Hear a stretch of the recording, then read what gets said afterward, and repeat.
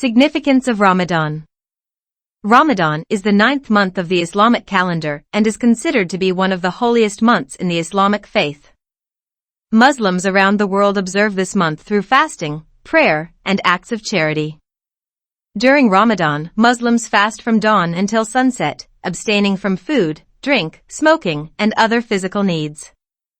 The fast is intended to teach Muslims self-discipline, self-restraint, and empathy for those who are less fortunate. In addition to fasting, Muslims also increase their acts of worship and devotion during Ramadan. They spend more time reading and studying the Quran, the holy book of Islam, and attend mosque more frequently for congregational prayers. Ramadan is also a time of reflection and spiritual renewal.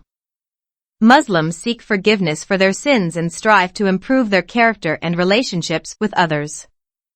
It is also a time for strengthening family and community bonds, as Muslims often gather with family and friends for iftar, the breaking of the fast at sunset.